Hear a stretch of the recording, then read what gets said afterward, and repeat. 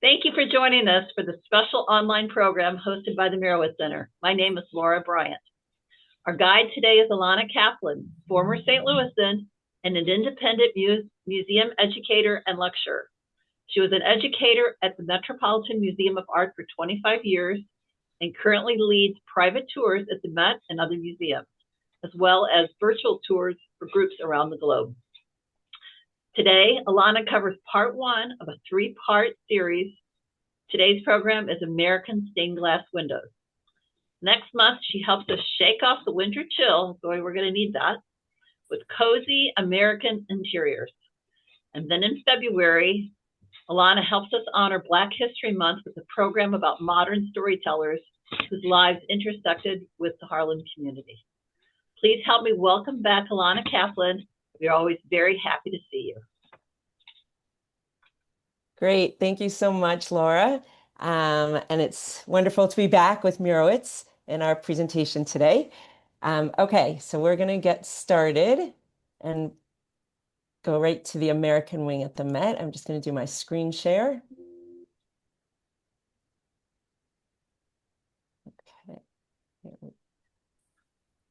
Okay, so here we are. We're at, this is called the Engelhard Court. It's the courtyard that brings you into the American wing at the Met. And at the end of looking at the images today, we will actually go into this room virtually. But I want to first look at the stained glass windows so we can see them really clearly. And then we'll go into the museum and get to see where they are. But just to kind of orient ourselves here. So we're in this fantastic space in the Met. As I said, it's called the Engelhard Court or the American Wing Courtyard. And all of the art in the American wing is made either by an American artist or has an American theme or was made in America. And you can see it's a fantastic space. I call it an inside-outside space because you can see this actually on the left is windows looking out onto Central Park. And the window, you can see the shadows from the windows. The rooftop is actually all windows. So the sun comes through. So there's a lot of natural light in this room. And we're looking here at a facade of a bank that was originally on Wall Street, and then it was brought to the Met. And the stained glass windows we're going to be looking at today, almost all of them are located in this space. So you can't see them from here, but when we do the virtual tour, I will bring you around. A couple of them are on this mezzanine floor over here. One of the windows is in the corner over here, and a few of them are opposite this bank facade that we're looking at. So again, what we'll be doing today is we'll be looking at the windows close up and seeing all the details. And then after that, we'll do a virtual tour and see where they are in the museum. Okay, so we're going to start off. The first window we're going to look at is actually on the second floor of this American Wing Courtyard opposite this bank facade. And we're going to start off with some more traditional stained glass windows. And when I say traditional, because stained glass windows from medieval times, they were made using glass paint. It's called vitreous paints. And basically the details were painted on the glass.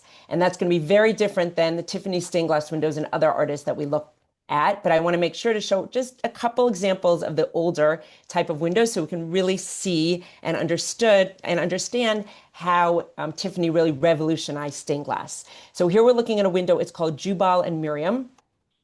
It was made between 1848 and 1854 by a British artist named William Bolton.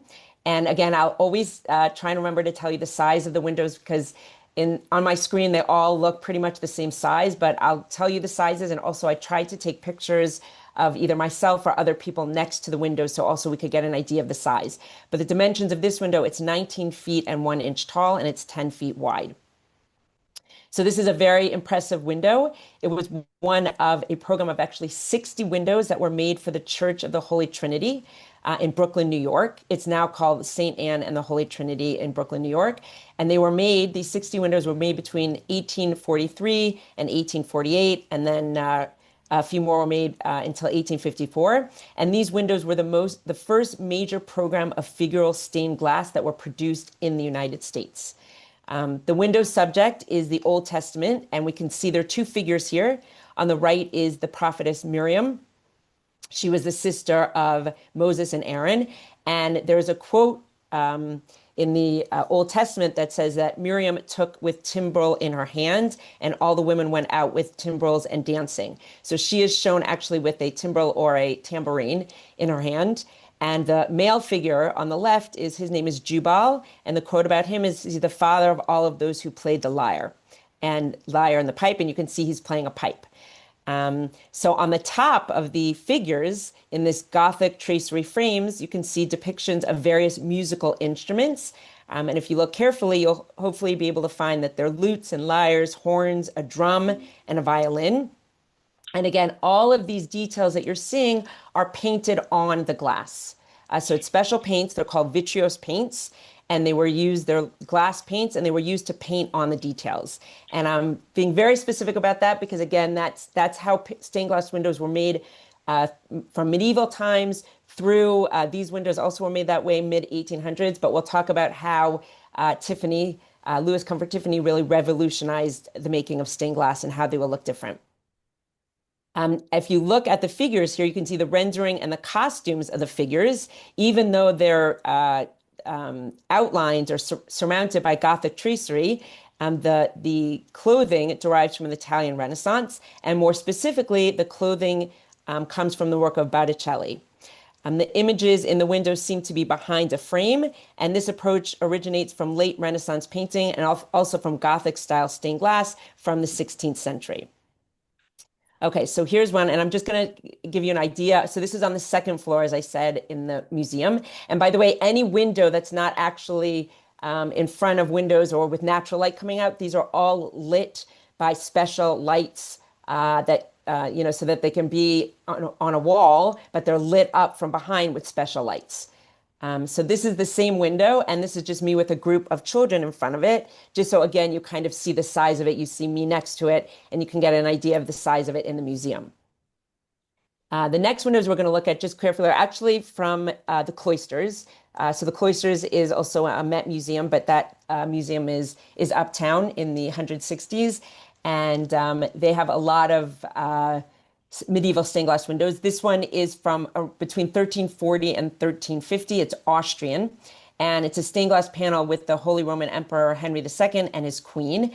And again, I just want everyone to look really carefully at this window. Hopefully you can see the details and notice that, again, this is the details are painted on the glass. So it's special paint that are used to paint the details. And you can see, the details in her face, the details in his face, some of the letters, maybe the shading in the pieces of glass. This is all done through special paints that are painted on the lines in the hand. Again, all these details are painted on the glass. Okay, so now I'm going to show them to you side by side, but hopefully everyone got a chance to really notice the painted details on these stained glass windows. And now we're going to start looking at some Tiffany stained glass windows. We're going to look at a number of Tiffany stained glass windows because the Met owns many stained glass windows by Tiffany, and also owns lamps made by Tiffany and jewelry and all kinds of things. But today we're focusing on Tiffany stained glass windows. So to do that, we're going to look on the left is a picture of Louis Comfort Tiffany because I want to give a little bit of a background and his biography. And on the right is one of the windows that we will be looking at. As I give you a little bit of his biography, look at the window, see if you can tell the difference between this stained glass window and the last ones we were looking at. Because again, Tiffany revolutionized stained glass, and I will explain how. But as you're looking at it, maybe you'll get an idea just by looking at the windows, just how revolutionary he was.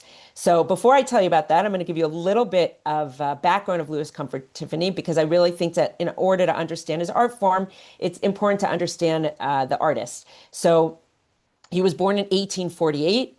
He lived from 1848 to 1933, and he was one of America's most well-known artists. His career spanned from the 1870s through the 1920s, and he embraced virtually every artistic and decorative medium. He started off as a painter, but then he went on to produce stained glass windows, mosaics, lighting, glass, pottery, jewelry, enamels, and interiors. So He was quite a prolific artist, and today we'll be focusing on his stained glass windows. So Louis Comfort Tiffany was the son of Charles Louis Tiffany, who was the founder of Tiffany & Co., of course, the fancy dry goods store that later became the renowned jewelry and silver firm. But Louis Comfort Tiffany chose to pursue his own artistic interest in lieu of joining the family business. Now, because he came from a well-to-do background, he was able to travel through Europe and North America in the early 1870s. And beginning in the late 1870s, when he traveled through Europe, he was really studying with artists. He was painting a lot. But when he returned in the late 1870s, he turned his attention to decorative arts and interiors. He never gave up painting, but he really focused on decorative arts from the late 1870s. With his earliest stained glass windows, he experimented with an unconventional use of glass, including opalescent, marbleized, and confetti-type glass. And we will be looking in detail at all those kinds of glass. By late 1892 or early 1893, Tiffany built a glass house in Corona, Queens, New York, and with a man named Arthur Nash, who was a skilled glassworker from Stourbridge, England.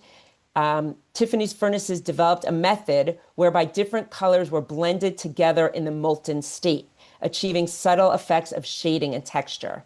So that's very different than medieval stained glass windows where they were painting on the glass. Here, the color was added when the glass was in its molten state. So the color was in the glass. It wasn't painted on the glass. Tiffany named the blown glass from his furnaces, he called it favril glass, based on the Old English word fabril, which means hand wrought. And that glass was a trademark of Tiffany's, and it signified glass of handmade and unique quality. So all of his glass was handmade. In 1896, just 4 years after he opened that glass house in Corona, Queens, the Met Museum received about 50 blown glass vases from H.O. Havemeyer, who was one of the first collectors of Favril glass. And they donated their 50 blown glasses to the Met in 1896.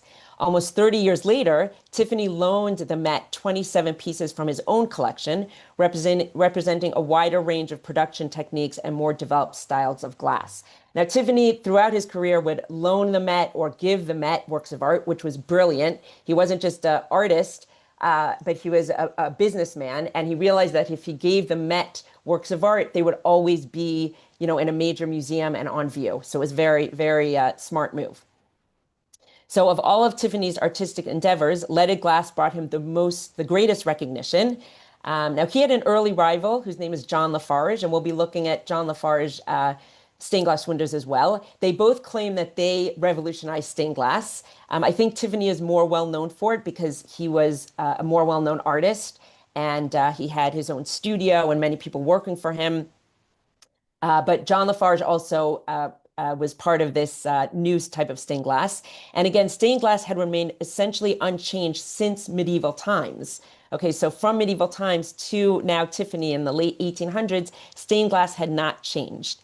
But then, and as we said, again, looking at this, from medieval times until Tiffany, there was the idea of painting on glass. And then Tiffany and John Lafarge revolutionized that. And again, the idea is that the color was added in the molten state of the glass.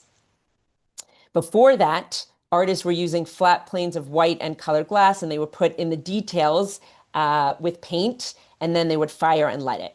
So Tiffany and Lafarge experimented with new types of glass and achieved a more varied palette with richer hues and greater density. Hopefully you can see this in the stained glass window that we're looking at next to Tiffany. By 1881, each of these artists, Tiffany and John Lafarge, had patented an opalescent glass, a unique American phenomenon that featured a milky, opaque, and sometimes rainbow-hued appearance with the introduction of light.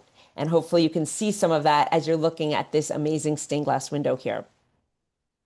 And as you look at these stained glass windows, you'll notice each piece of glass had many shades of color, different hues in each piece of glass. And Tiffany's Favril glass enabled craftsmen to substitute random tonal gradations, lines, textures, and densities inherent in the material itself and have a lot of pictorial detail. So Again, Tiffany was very interested in interior decorating. So in 1898, he started doing lamps and lighting. Tiffany had craftsmen who used patterns to make lampshades. Each one was unique, based on the pieces of glass with their varied colors and densities. Tiffany also made mosaics, glass mosaics, Tiffany and his studios. So as he was a very, very prolific artist, as we can see. And also because Tiffany had worked in his father's workshops and was very familiar with jewelry trends from working with his father in Tiffany and Co. He also started doing stained glass jewelry. Now, Tiffany actually took over his father's firm, Tiffany and Co., when his father died. And so in 1902, he took over Tiffany and Co.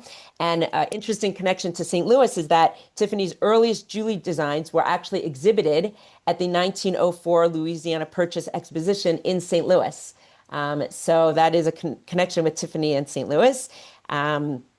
So again, he was his stained glass, you could see not just in the windows, but in the lamps, in the jewelry. But again, today we're really going to focus on his stained glass windows. So hopefully everyone had a chance to really see this window, the magnolias and irises. Now we're going to look at it just on its own. Now the size of this window is 60.5 inches by 42 inches. It's called Magnolias and Irises. And hopefully, as you were looking at it, you noticed all the irises on the bottom and the magnolias. This was made around 1908. And the Tiffany Studios produced this window and designed it and produced it as a memorial window. Many of these windows were memorial windows. It was a memorial window to the Frank family of New York, and it was originally installed in a mausoleum of a Brooklyn cemetery. It depicts magnolias composed of opalescent drapery glass. The glass is heavily folded, it's creased glass, and the irises, as you can see, are multi-hued tones. So again, all the different colors of all the different shades of purple and blue in the irises. And Tiffany used to say that he would paint with glass. So he really wanted his stained glass windows to look like paintings, like real nature, and really to have the fluidity of the colors within the glass, which he was very much able to achieve. Here we have the River of Life theme, and that was a prevalent theme in Tiffany landscapes, which were created for memorials. This was made, as I said, around 1908, and the years between 1900 and 1910, those were years of, it was the height of the window production for Tiffany Studios, and these windows were in high demand. This is a landscape window, and it's a great alternative to a painting. It provides beauty and nature in this scene. Now, as you're looking at this window, and I'm going to show you in a minute a close-up so you can see all the details I'm talking about. But as you're looking at this window, again, notice the difference with having the color added in the molten state. First of all, each piece of glass, the pieces of glass are many different colors in one piece of glass. Some are very large pieces of glass, like if you look at the mountains or the sky, very large pieces, and some like the leaves on the trees or the petals on the flowers are much smaller pieces of glass. And we'll look at this more in depth later, but how these windows were made is first an artist would make a drawing, which was called a cartoon. The stained glass window would be based on a watercolor drawing. And then Tiffany Studios would create large pieces of glass where, again, the color was added in the molten state. Then they would have these large sheets of glass and they would cut out pieces from those large pieces of glass and put them together almost like a puzzle with molten lead in between. The lines that you can see, the lines that surround each piece of glass is molten lead. That was kind of the glue that kept all the pieces together. And again, we can see all the details because we're looking at it close up. But the idea with these windows is the farther back you stand, the pieces of glass, kind of everything merges together, and it looks like you're looking out your window at a beautiful scene of nature. And Tiffany all of his windows were about nature. But again, if you notice, unbelievable the details in the sky pieces, how you can tell that it's sunset. He even has depth in his windows, that some of the mountains look closer to us and some of them look farther away. So what he was able to achieve with glass is he said he was able to paint with glass, which is quite incredible. I'm going to show you a close-up of just the bottom left corner so you can see pieces of glass and notice all the colors and the different shades in each piece of glass. So here we're just looking at a close-up on the bottom left. You see a little bit of the mountains in the background also. Again, notice all the different sizes and shapes of the pieces of glass. Notice each of the stems has many shades of green, the irises, many shades of purple and blues in them. So what he was able to achieve with this new type of glass that he revolutionized is just amazing and really makes it feel like nature. And the mountains also, the idea of the perspective that some look closer, some look farther away. Even the river that's going through the mountains is unbelievably detailed. Okay, we're going to look at a couple more Tiffany stained glass window to really understand his process and what he was trying to achieve. So this is called Dogwood. This was done between 1902 and 1915. Designed by Louis Comfort Tiffany. The size is 100 inches by 56 inches. And again, these windows really demonstrate Tiffany and his Tiffany studios, which we'll talk about. Tiffany did not make all these windows on his own. He had many people working for him, and we're going to talk about that throughout the program. That's how he was able to be such a prolific artist. He had, he had his own glass house. He had many designers and glass cutters, many people working for him, including many women.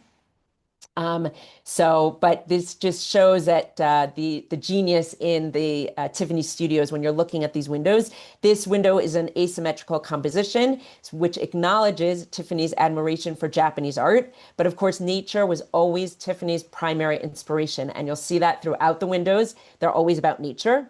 This window convincingly conveys the appearance of a dogwood tree. The branches and blossoms are seen behind a trellis with a generalized spring landscape behind. So you can see the spring landscape kind of peeking behind the dogwood tree. It incorporates a rich assemblage of specially textured and shaded glasses perfected by Tiffany Studios. And again, all types of glass that he did here. There's rippled glass and there's bicolored glass and there's mottled opalescent glass. And that he did all to have shading and to, again, make it feel like you're looking out at nature, that you're looking out at a dogwood tree. And in order to achieve depth, like he did in the last window with the mountains, he would do something called glass plating, where sometimes there were several layers of glass thick so that it looked like some things were closer and some things were farther away. I also have a close-up of this window, just again, so you can see how many tiny pieces of glass there are in the windows. Also, the background, again, gives you really the idea of a blue sky and the idea that you're looking out in a window onto this beautiful nature. Okay, our next window is actually much smaller. Again, I know they all look the same size on my screen, but this one is much smaller. It's only 26 inches by 17 3/4 inches, and it's called Hibiscus and Parrots. This was made between 1910 and 1920, and this is another very vibrant window, which reveals Tiffany's brilliant use of color and texture. Again, he was able to achieve these different things like shading, where you can see shading for the birds' heads. You can see the mixed blues and greens in their dramatic feathers and in their bodies. And the tail feathers also you can see, which gives it very much like much greater realism. The idea that there are many different colors. It really looks like the bird's feathers and the different parts of the bird. And the other thing that you'll notice is Tiffany's distinctive mottled glass, which gives the impression that sunlight is filtering through the foliage. If you look over here, it really looks like there's sunlight coming through, but that's the glass. It's not sunlight actually coming through. This was in the glass. This was the color that was in the glass. So again, the feeling of nature, of light, of sunlight coming through. And this is exactly what Tiffany was trying to achieve. And you can see in this window all the different color. He called this mottled glass. You can see the different shading coming in. Again, all the different colors in each of the leaves and each piece of glass. So again, we can see the detail of each piece of glass, but when you stand farther back, all the pieces kind of come together and it looks as if you're looking out at this beautiful scene of nature. So we are going from a very tiny, a very small, I should say, Tiffany stained glass window.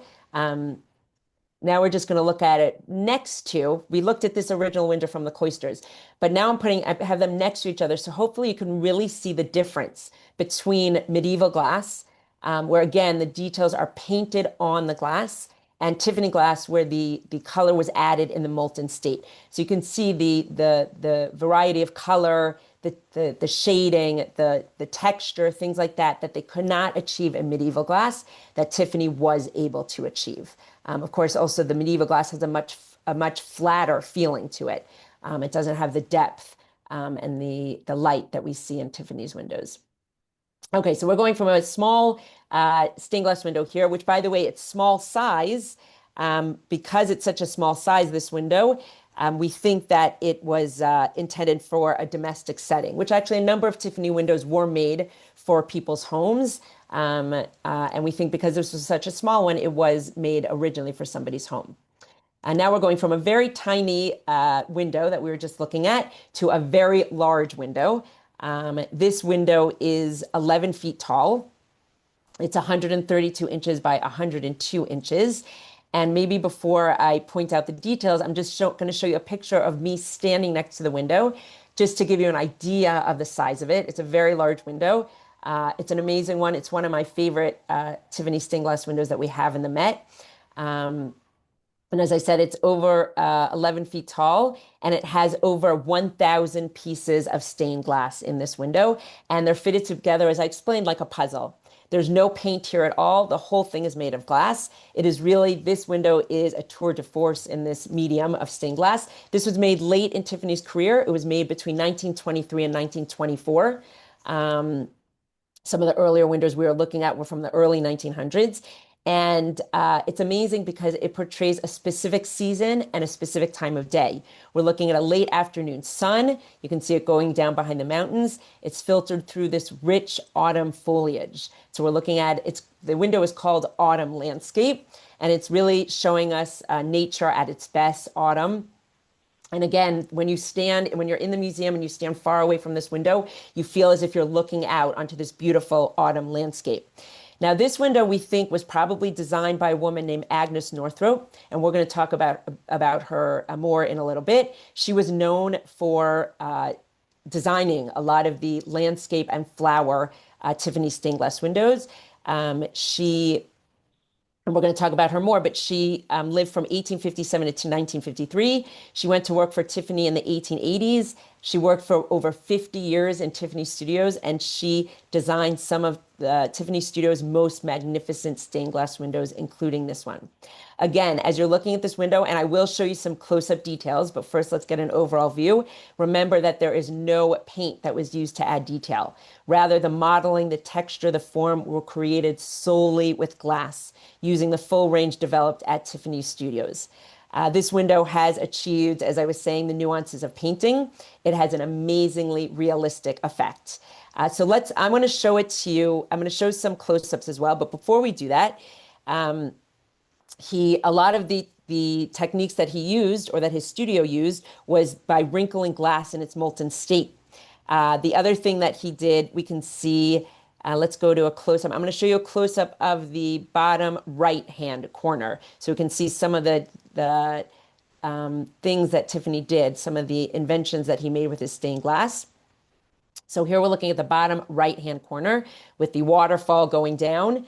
I'm going to go back just for a minute so everyone has a chance to see the mountains. Again, perspective, some look far away, some are close. We have a waterfall going through the middle here. We have rocks on the side, and then all the trees, and of course the autumn foliage that we're looking at. So now we're going to look at a close-up to see how he's able to achieve this amazing real look of nature. So for the trees and for the leaves, as you're looking at them here, first of all, notice, as I said, there are more than 1,000 pieces of glass. As you're looking at it, you'll see the different sizes, right? The leaves are tiny. Some of the rocks are very large. The mountain, the pieces of glass are very large. So all the different sizes of the pieces of glass. But notice how he was able to do different color effects, which he did. If you look over here, he embedded tiny confetti-like flakes of colored glass in the surface to make these leaves. Because when you go out in the autumn and pick up a leaf, often they have many colors. So he was able to do this. He called it confetti glass. He also made something called ripple glass, and that was to make the water look like it's moving. So this is called ripple glass. He also did something called marbleized glass, and he used the gray and white rocks are this marbleized glass. Then he also did something which I talked about before, which was glass plating, which he would superimpose several layers of glass on the back of the window. And that's how he makes some of the windows look closer to us and some of them look farther away. It adds a lot of depth. It makes the mountains look far away and even misty. And again, all of this is achieved with stained glass. Also, the tree trunks. They actually look bumpy. They look like they have a bumpy texture because they're made out of textured glass. So again, he really used different types of glass to make it look like real nature, to make it look as you're looking out a window onto the scene. The subject matter is distinctly American. It's emblematic of the river of life, a theme that was often used in stained glass windows for churches and mausoleums at this time. This window was not made for a church or a mausoleum. It was actually made for someone's home. It was commissioned in 1923 by a man named Laurent de Towle for the stair landing of his enormous neo-Gothic mansion in Boston. You can imagine how big it must have been if he commissioned this 11-foot window. But unfortunately, he actually passed away. Laurent de Towle passed away before the window was finished. So the window was never installed. So what happened is Tiffany was actually very friendly with a man named Robert DeForest, and he was the president and the founder of the American Wing. The American Wing was founded in 1924. We just finished celebrating the 100th, the centennial of the American Wing. So Tiffany was very friendly with the founder and president of the American Wing. So in 1925, Robert DeForest, the president and founder of the American Wing, donated this window to the Met. So this has been at the Met since for the past 100 years, actually, which is quite amazing. Okay. So we looked at some of the details. Again, you can see the different size pieces of glasses. You can see all the techniques that were used by Tiffany Studios. Here's another close-up of the Tiffany window. And this is me standing next to the window, again, just to give you an idea of the size of it. Now, I want to talk a little bit about the process. I did a little bit in the beginning, but I want to go into a little bit more depth. And we're going to do that using some old pictures of Tiffany Studios that I was able to find. So just to understand how Tiffany was able to make so many stained glass windows and be such a prolific artist, as I said, he had many people working for him. He employed dozens of artisans. Here we're actually looking at a picture from the early 1900s, so I know it might not be so clear. It's not such a clear picture, but hopefully it just gives you an idea of the many people that work for Tiffany, the many women that work for Tiffany. We're going to talk about this. This is actually a picture of women who are cutting the glass. And hopefully if you can see a little bit into some of their hands, the interesting looking glass cutters that they're holding, it just gives you a sense of how these windows were made. Now, Tiffany considered his name to be a brand, so he rarely spoke publicly about designers, whether male or female. He didn't speak about designers. It was a Tiffany window. But he had many people who worked for him, and many of his principal workers and designers were women, as we'll talk about. But it was actually interesting. They were referred to as Tiffany's girls, and by company policy, Tiffany's girls could not be engaged or married. Now, although today that might be considered discriminatory, this was a convention that was traditional gender roles during the Gilded Age. Remember, we're talking about the late 1800s, early 1900s. And in fact, at the time, Tiffany was praised for his progressive efforts to employ women. But basically, women could work when they were single, but once they got married, they could no longer work at Tiffany Studios. It was also considered surprising that Tiffany employed women in his glass house in Corona, Queens, New York, where the glass used in lamps and windows was created. And as we see in this picture, at the Tiffany Studios, women actually physically cut the glass and patterns, and they also worked on the copper foiling of glass. You know, those were the lead lines I pointed out. That was the glue that kept the pieces together. Unfortunately, in that time, they did not know that working with molten copper and lead was very dangerous. But that's a job that many of the women did in Tiffany Studios. Okay, so let's look at some of these women. Here we have a picture of some of the Tiffany girls on the roof of Tiffany Studios. This was taken around 1904, 1905. And Tiffany girls is a phrase that's now very commonly used to describe the women who were employed at Tiffany's various companies. By the way, if anyone's interested in reading more about this, there's a book called Clara and Mr. Tiffany by Susan Freeland. It's really interesting. And it's actually based on the letters of one of the Tiffany girls, One of the women, her name is Clara Driscoll, and she wrote many letters about her experiences working at Tiffany Studios. Her letters were discovered in 2005. And many of them are now at the Queen's Historical Society and at Kent State University Library. And from these letters, scholars learned that women did hold leadership roles within Tiffany's companies. And it's interesting that from 1904, for almost 100 years, until 2005, no one really knew about the Tiffany girls until these letters were discovered in 2005. And now there's been a lot written about them. So although some people said that Tiffany suppressed his women designers in terms of their creativity, the letters from Clara Driscoll suggest otherwise. She was very involved, and I'll show you a picture of her in designing. And as I said, also Agnes Northrop. So here we have, this is actually Agnes Northrop over here, one of the principal designers, the one who designed the autumn landscape we were just looking at. And this is a picture of Clara Driscoll, who we have her books. This is showing her at work in 1901.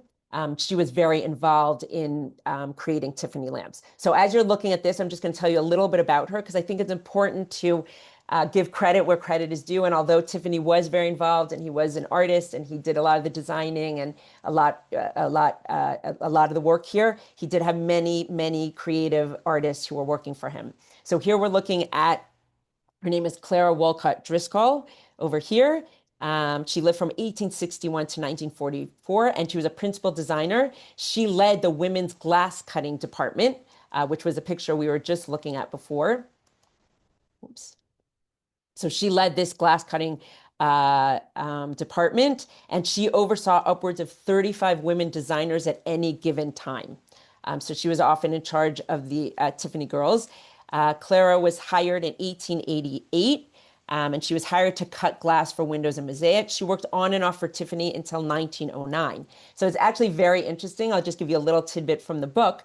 When she got married, when she married her first husband, she had to leave her job, of course, with Tiffany, according to company policy. But when her husband passed away, she returned to Tiffany Studios. And then in 1896, she quit for a second time because she got engaged.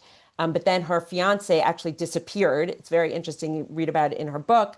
And when that happened, she returned to Tiffany Studios for the third time. So you can imagine that she must have really enjoyed working there if she kept going back.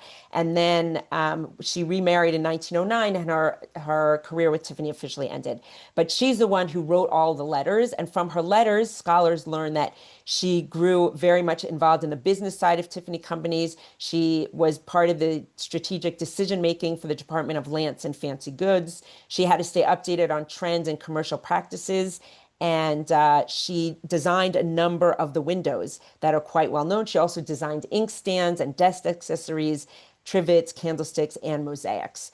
So she was very important. And the other woman who was very important that we're going to talk about more is this woman, Agnes Northrop, who, as I had said, she was the designer for this autumn landscape window. And so just a little bit about Agnes Northrop, who's standing here on the end. She lived from 1857 to 1953, and her primary designs were floral and landscape motifs. We saw one of them, and we'll see more.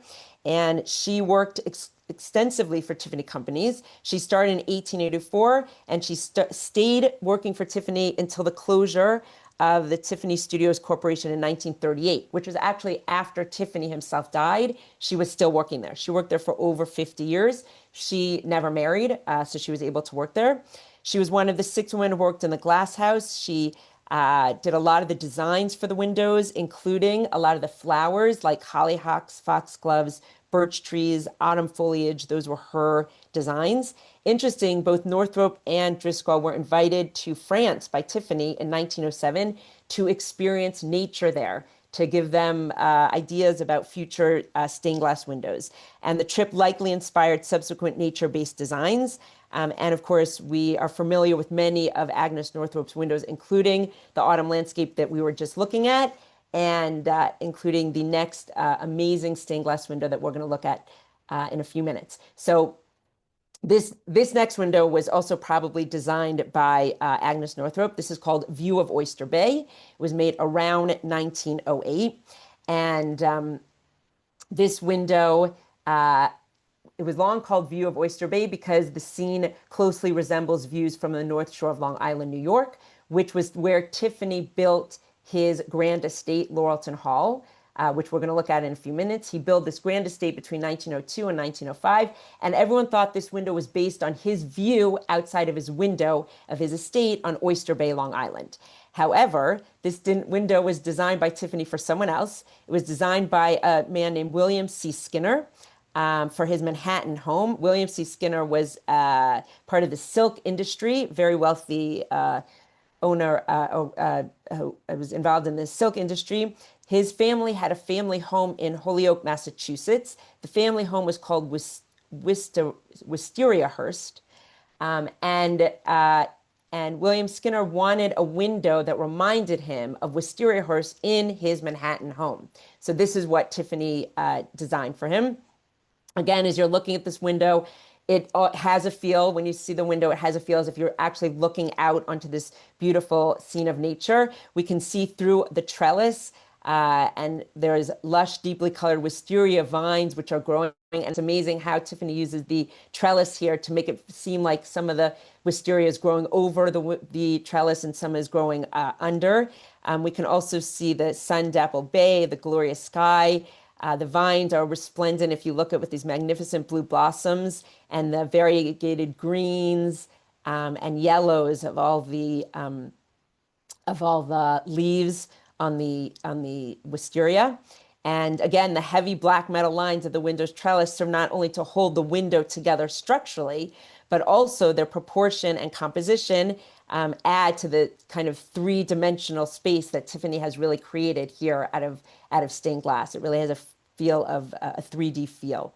Again, as you're looking at this, you see how he showed us some of the mountains are far away, some are closer, and that, of course, is the glass plating. Also, look at the sky changing colors. Notice different things we've talked about that now you can notice the very small pieces of glass, the larger pieces of glass, the many colors inside each piece of glass, which is just quite amazing. So this stained glass window had been at the Met for many years over here.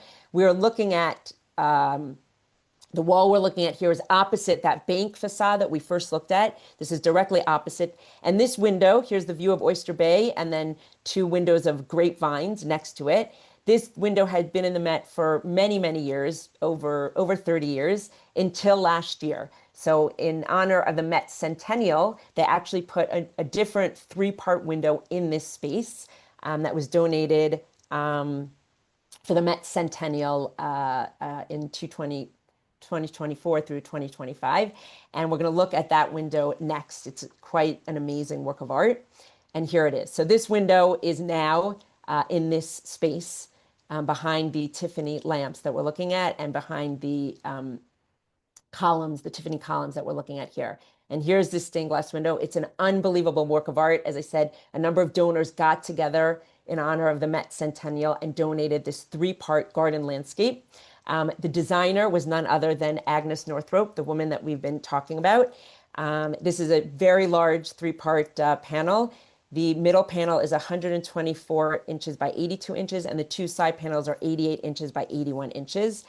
I think I have a picture. Yep, I have a picture of myself, again, just to give you an idea of the size and the space. We actually got to see them when the museum was closed before they were like revealed. So it was just amazing to be at this space. Now they usually have a lot of people in front of them. And as I said, in December, actually in January 2024, the Met acquired this three-part window.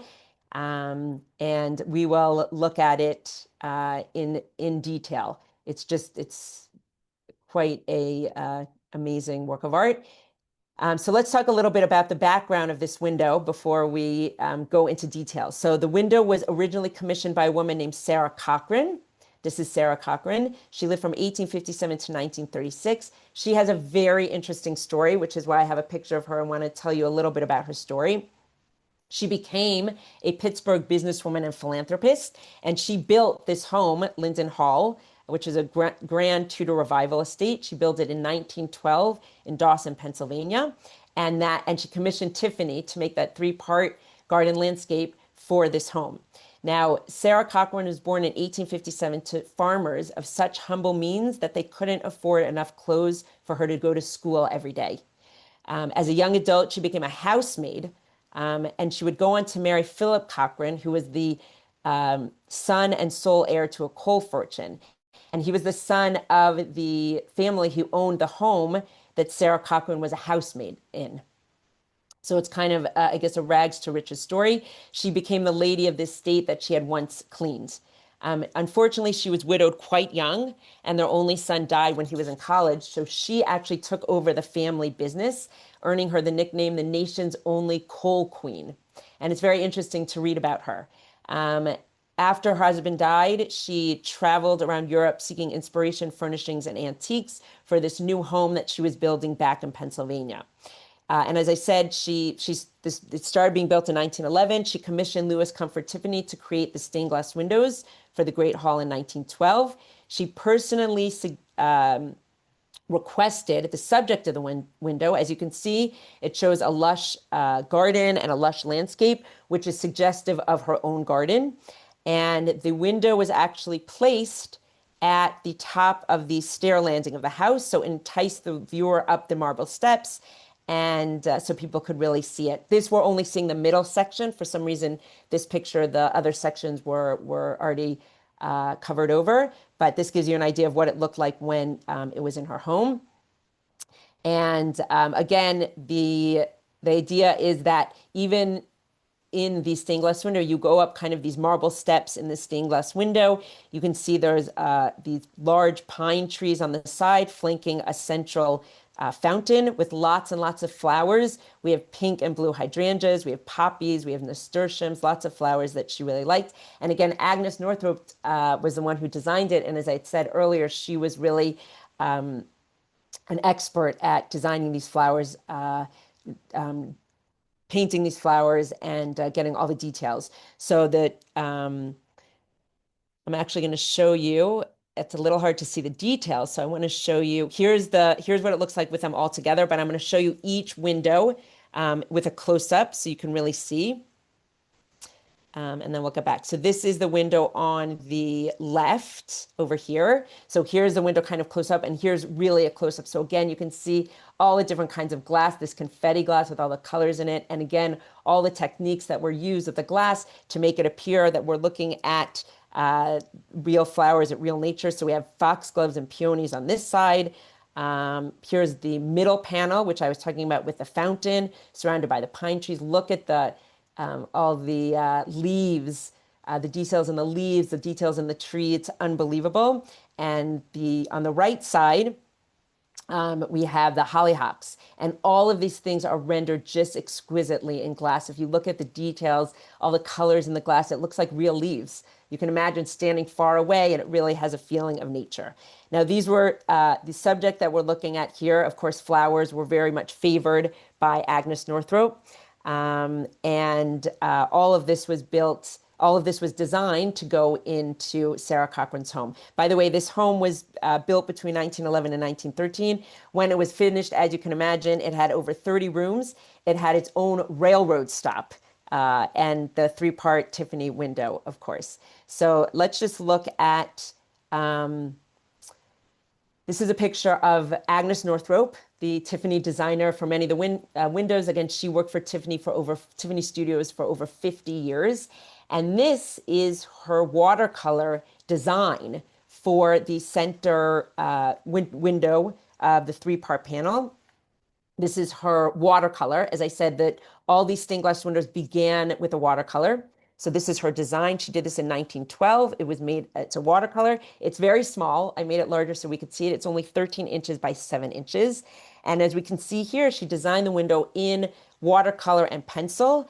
And then the glass was created based on this watercolor. But this design has been in the Met. The original design, the original watercolor has been in the Met since 1967, but we just got the window in 2024.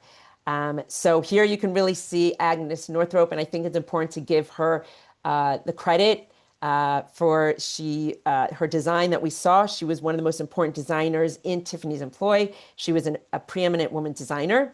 And what's amazing, and it was a field definitely dominated by men, but she established herself as a leading designer of the windows. She actually won a prestigious award at the Exposition Universelle in Paris in 1900. And it's important, this role of women in Tiffany Studios, as I said, has only been known for about 20 years, but it's important to talk about it and to understand how important Agnes Northrop was to the Tiffany windows. And she was very talented, and she was very much recognized by Tiffany. She was by 1895, she was designing windows entirely on her own. She was one of Tiffany's most trusted artists, and she was one of the privileged few who was granted a private studio in the Manhattan workrooms of Tiffany's studios. So she was very much recognized by Tiffany at the time, and again, it's really important to talk about her when we're talking about these windows. The three-part landscape was made. Here we go. Let's just go back and see it again. This was made at the height of Tiffany's career. It was conceived, commissioned, and crafted by women, which is pretty amazing. And again, as you're looking at it, it features flowers in bloom from the spring through the summer. It's an amazing garden that we're looking at, and all made of glass. Again, there's no paint in here. It is all made out of this unbelievable stained glass. Now, the glass was made at, as I said, in the furnaces in Corona, Queens, New York, in Tiffany's Glass Studios. And all the thousands, you can imagine the thousands and thousands of pieces of glass that are in this three-part window. That was all done. They were cut in all these different shapes that we've been looking at. They were done by Tiffany's skilled artisans. Again, many of them women. We saw that picture of the women cutting glass. Now, Tiffany deemed these windows, the Linden Hall windows, of such note that he actually put them on public view in his Manhattan showroom, which was at 37th Street and Fifth Avenue. So they were on view on 37th and Fifth Avenue before they were shipped to Sarah Cochran's home in Pennsylvania, because Tiffany wanted them to be on view for the public before they went into someone's private home. Now, what happened to these windows? How did they get to the Met from Sarah Cochran's home? So a little bit just about her story. So we said that she built this house, but she didn't just use her wealth and position to build this house and have Tiffany windows. She channeled her wealth into philanthropic ventures. She actually was very, very involved in the women's suffrage movement, Sarah Cochran. She died in 1936, and she bequeathed Linden Hall to her brother. It passed through several hands over the next few decades. It was owned by an order of monks, and then the United Steelworkers Unit bought the estate in 1976. And then in 2005, the United Steelworkers Union sold the windows to a private buyer for $6.8 million. That was in 2005. And they replaced their windows with simple, clear planes. Now, why did they do that? Why did they sell these amazing windows? They explained that they really didn't want to sell the windows, but the cost of insuring Tiffany windows by the early 2000s was astronomical, and they couldn't afford to do it. Then for 2 decades, from 2005 when they were sold until they arrived at the Met, they were out of view. And then earlier this year, they were bought by a number of donors got together. They purchased the garden landscape, and they wanted to bring it back to light. They wanted the public to be able to see these amazing windows. And what's amazing about this is they are actually on view now 2 miles south of when they were originally in the Tiffany Studios on 37th and 5th. They're now at 80th and 5th Avenue, so they're 2 miles south of where they were, or north of where they were originally. So it's quite a journey for these windows, and they're just quite a work of art. So as I said, we actually don't have an official picture yet of them. They are here behind this amazing facade. And even this facade that we're looking at is connected to Tiffany. You can see here the 3 glass Tiffany lamps that are hanging and the 4 columns. So this was actually taken from Tiffany's home. Tiffany, as I had mentioned earlier, built a home called Laurelton Hall on Oyster Bay, New York. And he designed a home for himself between 1902 and 1905 when he was at the height of his career. This is what his home looked like. And he designed it, again, it was on Oyster Bay, Long Island. It was an 84-room, 8-level estate. It was situated on nearly 600 acres overlooking Cold Spring Harbor in Oyster Bay, New York. And it was really a showcase for his unique integration of nature and art.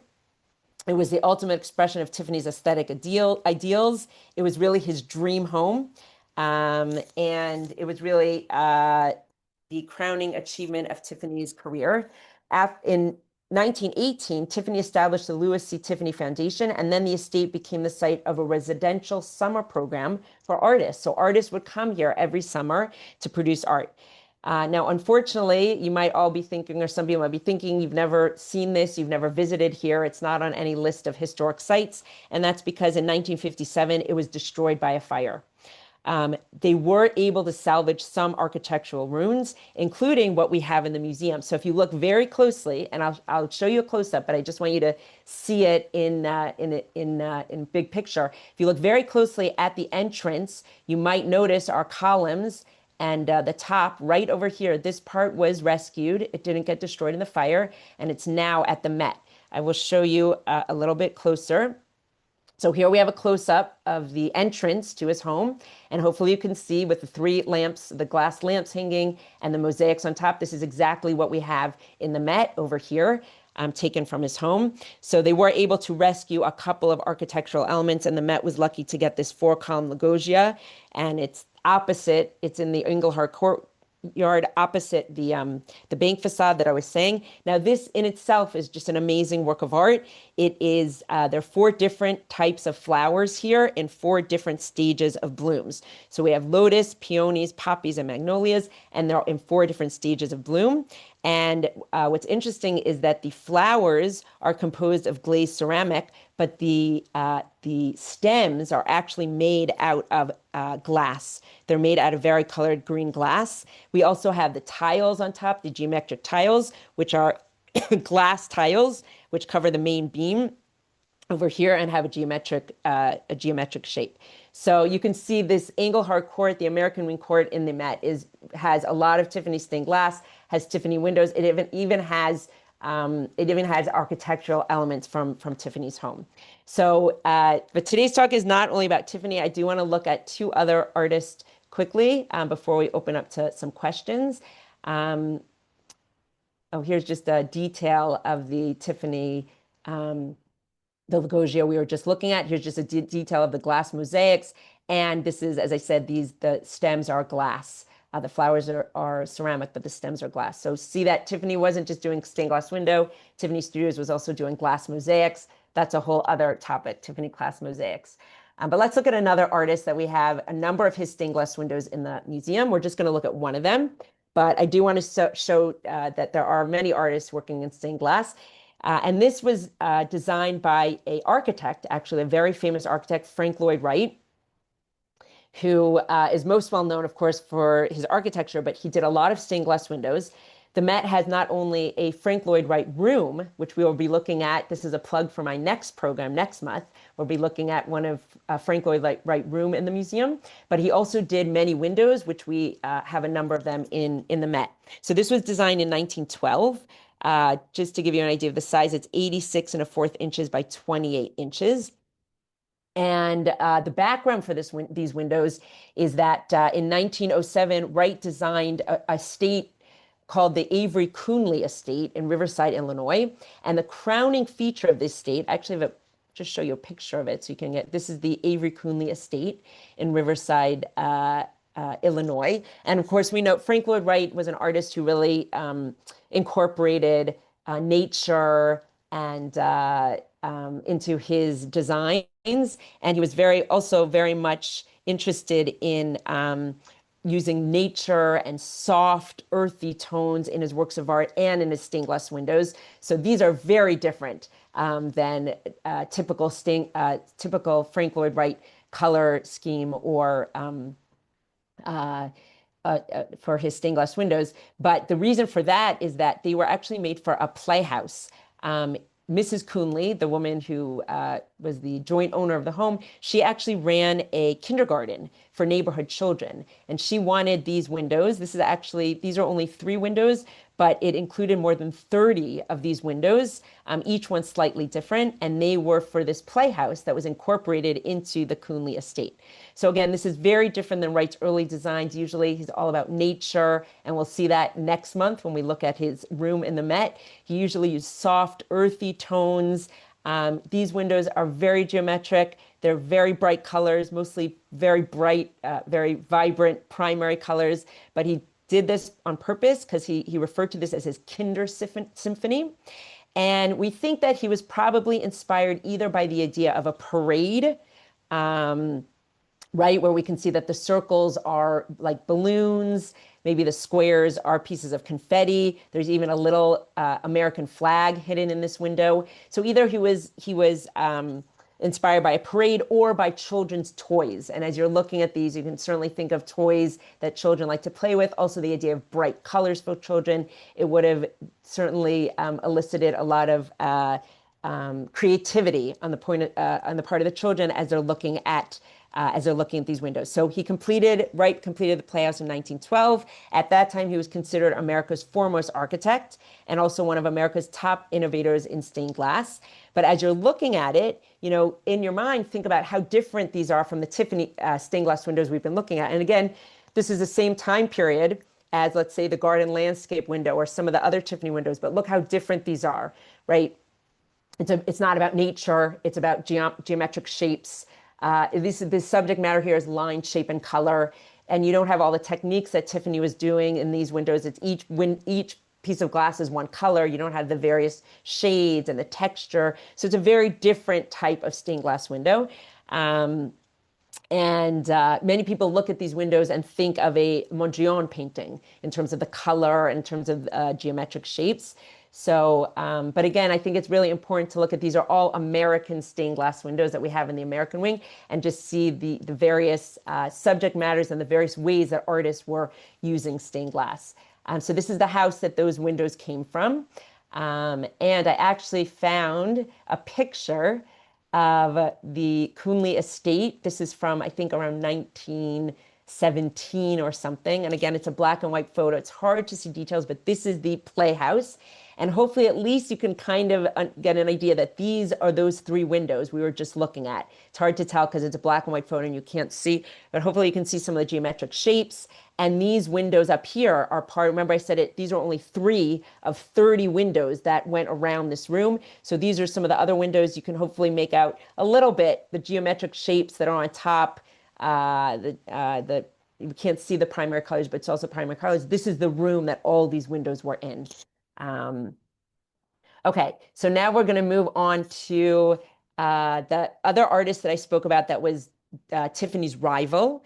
And as I'm talking a little bit about this artist, we are going to spend our last few minutes after this window, and we're going to also look at a couple works of art from the St. Louis Art Museum by this artist, John Lafarge. And remember, I had said at the beginning that he and Tiffany were rivals. They both claimed that they reinvented stained glass and they revolutionized stained glass. I think we all know about Tiffany because he was just more well-known. He had a whole studio of people working for him, and he was a more prolific artist. But John Lafarge also was involved in revolutionizing stained glass. He also was putting the color in the molten state of the glass and creating amazing stained glass windows. This one is called the Welcome Window. It's a stained glass window from the home of Mrs. George T. Bliss in New York. This was designed between 1908 and 1909. It is a very large window. It's 13 feet by 8 feet. And before I go into details, I'm just going to show you a picture of me next to it. Again, just to give you an idea of the size of these windows. Very large window. So as I said, John Lafarge was a rival of Tiffany's. This window was completed the year before John Lafarge passed away. This is one of his most complex works, and you'll see the St. Louis Art Museum has a couple of John Lafarge windows, but this one is very complex. It was commissioned in 1908 by Mrs. George T. Bliss for her home. She had a house at 9 East 68th Street in New York City. And again, another one of the windows that I talked about with the garden landscape also, it was designed to be at the top of a staircase for in the Bliss home. So this window, something we haven't seen yet in a stained glass window, not in medieval stained glass windows, we saw this a lot, but we haven't seen it yet in a more modern stained glass window, and that's the figure, right? Tiffany did not put figures in his windows. It was all about nature, but here we have a figure. This features this young woman. She's wearing classical garb, and her arms are open. She's welcoming people into her home while she's drawing back this embroidered textile. Now, what's amazing about this textile, and I will show you a little bit of a close-up, is this textile is based on an original textile that was owned by the Bliss family. And John Lafarge created this textile out of glass, which is quite incredible if you know the materials of a textile. And he was able to create it out of glass, including, the details of like the ruffling of the textile and her pushing it to the side, all made out of glass. Even her dress, even the folds of her gown, her dress that she's wearing, all made out of glass. It's pretty amazing. And the glass is used to evoke folds in her gown, which is quite incredible how these artists were using glass. Also, we see the decorative panels going around all the way around it to ornament, frame the window, and we have decorative panels with garlands and all kinds of ornaments. This stained glass window took over a year to complete. John Lafarge did not have a whole studio of people working for him like Tiffany. He didn't have as many workers, but he considered this the finest piece of stained glass that he ever made. Now, just if you look at details, this woman is wearing a very loose fitted gown. Again, it's reminiscent of Hellenistic Greek drapery. Her expression is quite blissful. Her right hand is extended in welcome, and her left hand, of course, is pushing open this Chinese textile. There's something interesting hidden under her arm, which if anyone was at my Metropolitan Birds talk, you might remember what's hidden under her arm here. I'll show you a close-up so you can see. Also, something so interesting about this window is that the woman who's the model for the window was the daughter of the owner of this apartment. Her name was Susan Bliss. So she modeled for this window. And then she was the one, Susan Bliss, who donated this window to the Met in the 1940s. So it really comes full circle. Now, something else interesting about this window that I want to point out is even though I said with all the Tiffany windows, there is no paint used in any Tiffany window, John Lafarge actually used both techniques, both the old medieval technique and the new technique, because there were 4 places in this window that he was not able to achieve the detail that he wanted by using the colored glass, and he had to paint on the details. So I don't know if anyone can tell from looking at the window here, but there are 4 places where he actually painted to achieve the detail that he wanted to. I'm going to show you a close-up so we can see that a little bit better. Here's a close-up of what I was telling you about what's hidden under her arm. So this is a close-up of this area right here, her right arm, and what's underneath it. And that is this pheasant bird, which again, look at all the different sized pieces of stained glass, some very large, some very small. But here I think you can really see the 2 types of techniques that he used. So this is all made in the new iridescent type of glass where the color was added to the molten state, this whole area. But if you look at her arm is actually, it's painted glass because he wanted to be able to have shading and to really make it look like actual skin and the fingers. He could not achieve that with the new type of glass that he and Tiffany were creating. So as I said, he had 4 areas where he painted on. So this is one piece of glass that the detail is painted. The other place is her foot that's sticking out from her gown. He wanted to be able to show, her toes and her flip-flop and all those details, and he couldn't do that out of the new iridescent glass. And then I'm just going to go back to the main one, and you'll probably be able to see the other 2 places. So one was her hand here, her foot, and her face. This is her face. Her head is one piece of glass with painted on details. Her eyes, her nose, her cheeks, the shading, that's painted on, and her other arm.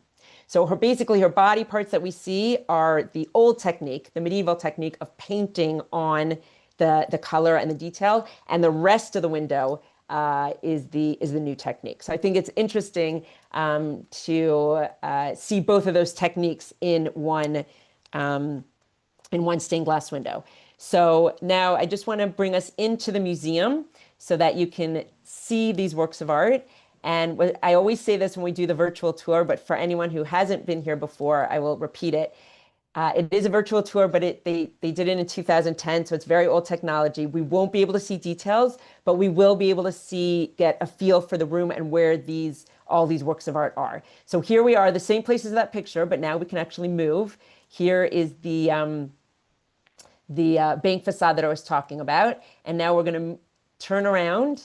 And remember, I said that the other window is exactly the opposite. So here you can see the Tiffany lamps, the columns that we talked about, and of course this is 2010, so we still have the previous stained glass window, which is the view of Oyster Bay. Let's get a little closer. And again, I know you can't see it as clearly, but that's why I showed you the pictures, the PowerPoint first. Okay, right. And now if you go down the hall so here's our Lugosia and here are our Tiffany lamps. If you go down this hall, sometimes the virtual tour also bounces us around. Yeah, it's not letting us do that. Okay, so we're going to go this way. This is the autumn landscape.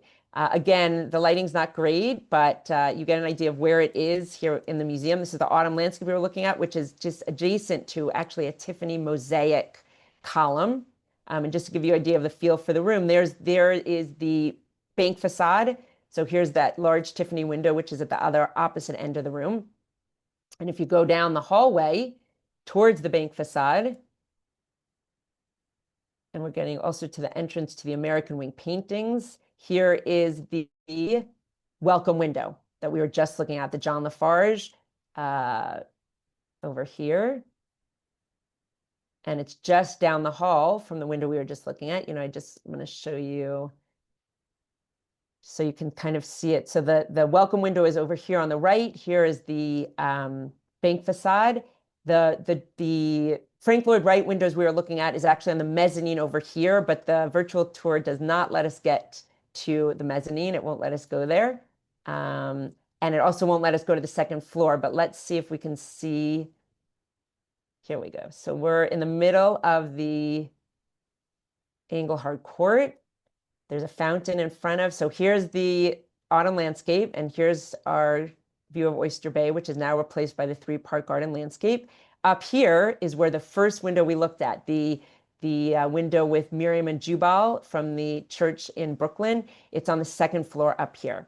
So you can see like almost all the windows we looked at today are in this amazing Engelhard Court, which looks out onto Central Park. Actually, the Frank Lloyd Wright window that we looked at, and a number of them are along the mezzanine over here, overlooking Frank Lloyd Wright, overlooking Central Park. And for those of you who are going to come next month, through the bank facade are all the period rooms in the museum, the American Wing period rooms, and we're going to be exploring those next time. The Frank Lloyd Wright room is back here and some other rooms. So this is just the room where all those stained glass windows that we are looking at today are. And at least it gives you a little overview. Here's the welcome window again. Here's the autumn landscape. Here's the three-part window over here. So that's just, one of the windows is actually down the hall. Here's another entrance to the American Wing. And it's a little hard to see, but this is the hibiscus and parrots over here. That's in a different space, but it's right over here. Okay, so before you open it to questions, I just wanted to, I always try and bring something in if I can from the St. Louis Art Museum. And the St. Louis Art Museum, as many of you are familiar with, which is a fantastic collection, also has Tiffany objects, but they mostly have lamps and vases and lamps and things like that. And also of the 11 Tiffany objects at the St. Louis Art Museum, only 3 are currently on view. I just made a collage of some of them just so we could see. These are all Tiffany vases. We have some Tiffany lamps. This one is made out of glass and bronze. The one on the bottom is a very small tumbler. This one's made out of Favrile glass. These are from the late 1800s. This one is also made of Favrile glass. This one is called a pansy vase. This was made later in 1913. These were all made in Corona Queens Glass House that I talked to you about and showed you some picture. None of them are currently on view, though, at the St. Louis Art Museum. These are also in the museum. These are not on view, but they were also all made at the Corona Glass House. The top left, we have, this is a Favrile glass vase. Also here, these are all Favril, made out of Favril glass, also in the early 1900s, 1900s through the about 1914. Um, this one actually is on view if you want to see at the St. Louis Art Museum. This is made of glazed earthenware. It was made around 1905, but this one is on view. It has different flowers, it has ferns and flowering vines and woodland plants, and it was produced by Tiffany Studios. And these are, all Tiffany. You get an idea. I only showed you the stained glass, but now you get an idea of some of the other works of art that he made as well. And this one is also on view in Gallery 129. And here you see this, these are also works of art from the St. Louis Art Museum. On the left, we have a lamp. This is the only stained glass lamp in the St. Louis Art Museum collection. It's not on view right now, but it's an amazing lotus pagoda lamp. It's really quite an amazing work of art. And again, I think as you're looking at it and thinking about the windows that we looked at today, you see the idea of nature is very important in here, even not just in his windows, but also in his lamps. And we have this amazing lotus pagoda lamp that we have. And then on the right side, of course, is a candlestick made by Tiffany. But I want to just end with what I was referring to before, the John Lafarge stained glass windows that you have at the St. Louis Art Museum.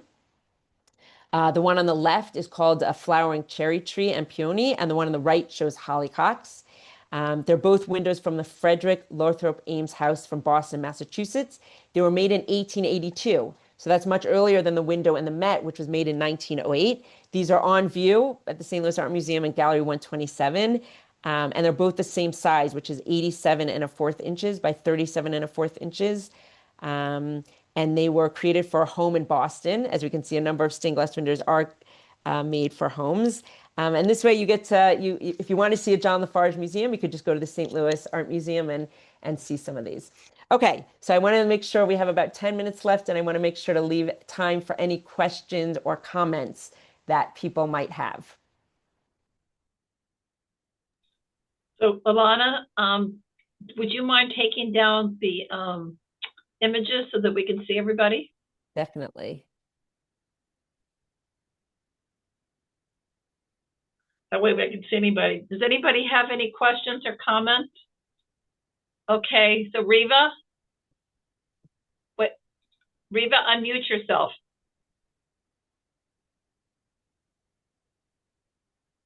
Riva, we still can't hear you.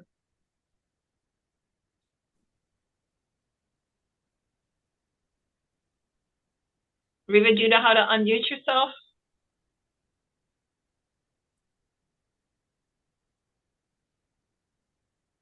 There I go. Didn't read that. I noticed when we were in the dogwood that one of the clouds way in the top right left corner, it was really different than the other clouds that were going across. And I noticed that in that particular, it was more like a tumble. And then also on the lower right panel, there was one panel that just seemed like out of place the same way and it had like green stripe through it, when the others were all, kind of bluish. And I didn't know if maybe he put something different in just to catch people off guard, or he put something hidden. That was in the dogwood. And then in the oyster bay, all the flowers with the purple and blue flowers, one white flower that stood out. And so I just thought those were kind of different. So you have a good eye. What? You have a good eye. I'm glad you noticed all those details. I mean, I think a lot, again, they're working in stained glass. But I think also, first of all, Tiffany Studios, they wanted it to have a real feeling of nature. And in nature, not everything is, perfect. Sometimes you might have a flower that sticks out or a different kind of cloud. And I think the idea with that is that they didn't want it to be so perfect. Even with the dogwood, it was very much asymmetrical. Yes. He wanted it to have a real feeling of nature. So, but I think also, sometimes they couldn't control exactly, how they were creating the pieces of glass or whatever. So I think some of those things did happen. Yeah, that white just was so white compared to all those around the him. There colors, was only one.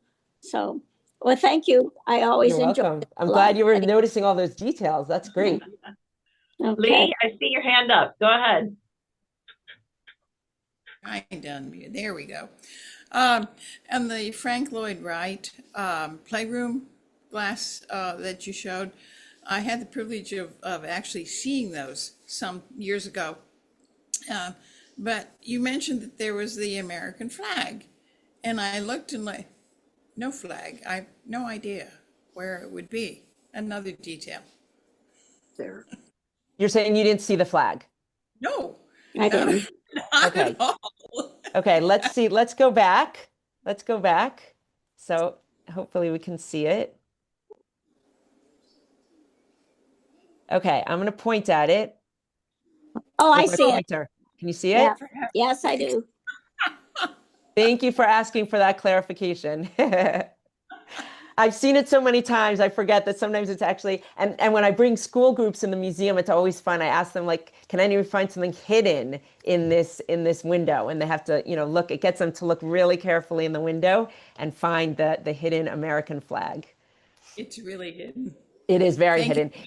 Yeah, it is very hidden. Interesting. Any other questions? Alana, that was really a beautiful presentation, and it's always fun to have you connect the dots with the St. Louis Art Museum too, so we can do a little sleuthing on our own, looking for some of those. But I do and have also one. I love the connection with the Tiffany and showing his jewelry at the 1904 in St. Louis. I love finding those St. Louis connections. Right, but I do have a question. So I know the technology or the technique changed for straight stained glass windows, but did any of that have to do with how sunlight was affecting the windows themselves? I mean, I wonder if they're exposed to sunlight for decades or centuries, does it affect the quality of the color? So it's an interesting question. Most of medieval stained glasses were made for churches. So a lot of them, it was inside, at least, it was very dark. I don't think the natural light from the windows that we have in the museum, the medieval windows we have in the museum, and we have a lot of them in the cloisters, it doesn't seem like that the sunlight did affect the color. So these paints, these vitreous paints, I guess, really withstood the natural sunlight. But it's interesting if you see them in the museum, all the medieval windows they don't have any natural light like shining through them now. They keep them in pretty dark spaces. Mm-hmm. So that's I think for Tiffany at least, and John Lafarge, because they came from the background of being painters and artists, that they really wanted to achieve a look in stained glass that looked like, as Tiffany said, that he's painting with glass. And in order to have that kind of fluidity, that they wanted to create a new type of glass where it really looked like paint as opposed to looking like glass. And when you go to the windows, I do this with my school groups and with my adult groups, I have them stand far away from the window, like look close up in the details, and then we stand far away, and you can't see all the pieces of glass, like everything kind of comes together, and it looks like either a painting or even looking out at a scene of nature. It's really unbelievable. It's a little bit like Impressionism, isn't it? That you just sort of have to step back. Yep. And if you think of the time period of this glass, we're talking about the time period of Impressionist artists. So there was a lot, for sure, for Tiffany, there was a lot of inspiration from Impressionism. The idea of nature, focus on nature, the idea of like a real, every, scene of everyday life that you can look at. Yep. Definitely impressionistic influence. Okay. So I don't think there's anything else anybody has to say. I wanted to do a little quick shout out. We had some people in person here at the Mirowitz Center viewing your program on our big screen. So I think that was a great experience, and we're going to do that again. Yeah, wonderful. Great. Okay, everybody. So hope to see you next month. And thank you again, Elana.